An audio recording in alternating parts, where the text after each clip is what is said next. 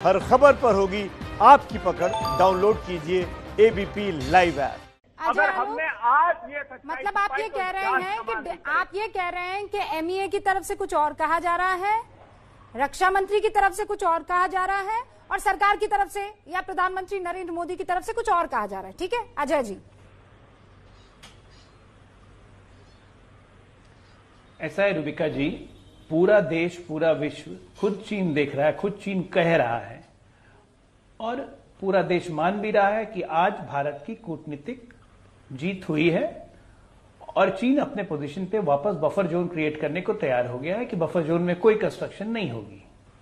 देखिए दो बातें रूबिका जी, आप बहस कर सकती हैं कि किन परिस्थितियों में हुआ, कैसे हुआ, लेकिन उस पर बहस नहीं करनी है क्योंकि उस पर तो फिर प्रधानमंत्री मोदी जी की रणनीतिक जीत की बात करनी होगी। तो अभी भी उसी बात पे गोयबल्स की तरह टिके हुए हैं कि एक झूठ को बार बार बोलो तो सच हो जाएगा। मेरा इसमें बड़ा स्पष्ट मानना है कि जिनकी मानसिक अवस्था ठीक नहीं हो उनसे बहस नहीं की जाती है, उनको दवा की जरूरत होती है। पूरी कांग्रेस पार्टी को दवा की जरूरत है और ये दवा जल्दी मिलने वाली नहीं है। समस्या ये है क्योंकि ये जिस चीज पे घेरना चाहते हैं उस चीज पे हम लोग और अच्छे से काम करते हैं। मैंने तो पहले ही कहा था कि ये तो लड़ाई ही नहीं होती अगर प्रधानमंत्री जी कांग्रेस के कहा मान लेते तो 8, 9, 10, 11, 12, 13 जिस तरह से जमीन देते रहे, डोकला में भी दे देते, लड़ाई नहीं होती। आज यहां पे लद्दाख में भी जमीन दे देते, लड़ाई नहीं होती। वो तो पहली बार जमीन देने पे तन के खड़े हुए हम, इसीलिए तो लड़ाई हुई। तन्ना तो आपको आता ही नहीं है। तो ठीक है, आपके हिसाब से देश नहीं चलेगा, आप अपनी डफली बजाइए, अपनी राग बजाइए, लेकिन पूरा देश आज देख रहा है कि चीन 1.5 किलोमीटर पीछे हट गया अपनी सीमा में, अपनी एलएसी से।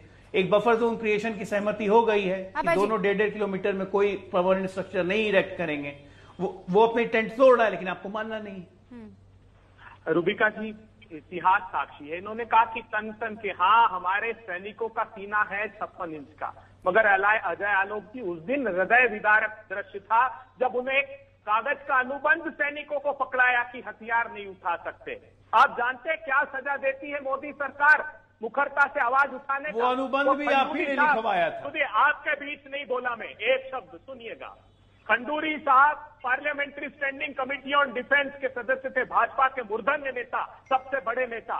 उन्होंने जब मोदी सरकार की पोल खोली कि प्रिपरेशन ऑफ आर्मामेंट्स और बजटरी प्रोविजन को लेकर, और ये कहा 68% उनके वेपन्स विंटेज कैटेगरी के हो गए, तो क्या किया जानते हैं? रातों रात खंडूरी साहब को उस पैनल में से हटा दिया और उन्होंने कहा कि no regret, I did my duty.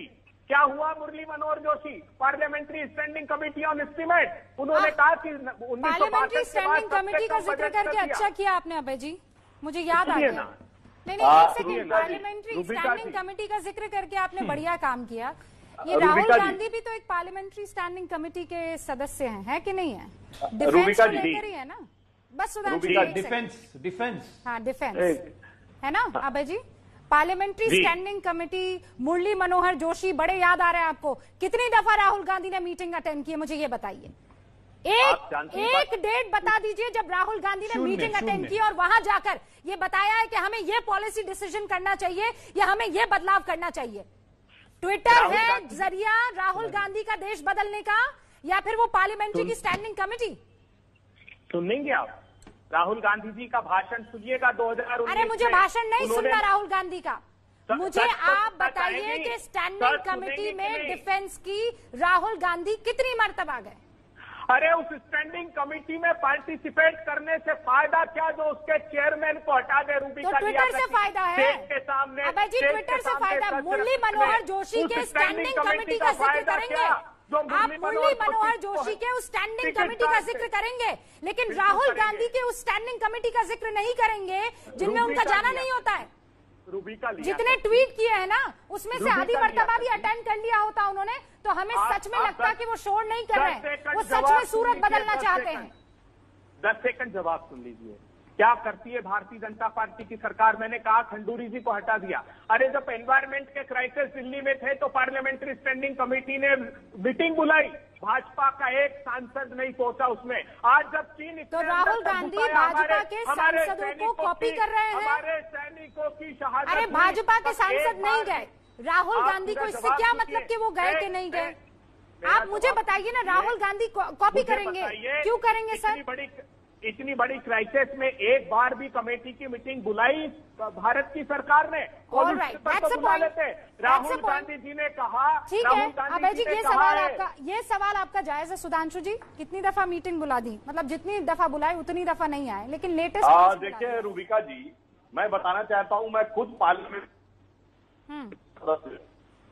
और मार्च के महीने में 5-6 मीटिंगें हुई। आज 12 तारीख को हुई। क्योंकि अभी पहली बार आया, मुझे तो पता, बाद में पता चला कि श्री राहुल गांधी जी भी इसके सदस्य हैं। और इतनी इंपॉर्टेंट थी कि जो बजट एलोकेशन हुआ था उसमें आके अपना विषय रखा था और उस पर विचार विमर्श, करके कुछ नहीं सुन पाए। मुझे लगता है मुझे लगता है आपको रिपीट करना चाहिए। हम कुछ भी नहीं सुन पाए आपकी बात, क्योंकि वो बीच में आवाज कट रही है। हाँ, आप कह रहे हैं आप पार्लियामेंट स्टैंडिंग कमेटी के सदस्य हैं, ठीक है जी। मैं ये कहता हूँ कि मैं खुद पार्लियामेंट की कमेटी ऑन डिफेंस का सदस्य हूँ। अच्छा। इसकी आखिरी बैठक 12 मार्च को हुई। मार्च के महीने में 5 बैठक हुई और उन बैठकों में जो मैटर था वो ये था कि बजट सत्र हुआ था तो रक्षा के भिन्न भिन्न विभागों के बजट एलोकेशन के बारे में सारी बातों पर विचार हुआ और जो सुझाव थे उनको करना था। एक में भी राहुल गांधी जी नजर नहीं आए। अभी हमारे मित्र अभय दुबे जी कह रहे थे एक कमेटी में पर्यावरण आए, ये तो एक भी मीटिंग में नजर नहीं आया। उसके बाद जबरदस्त दबाव रखा, तो ये रक्षा के प्रति प्रतिबद्धता दर्शाता है। दूसरा, इन्होंने कहा कि ऑर्डर थमा, हमारे सेना के लोगों को ऑर्डर दोनों तरफ था, ऑर्डर था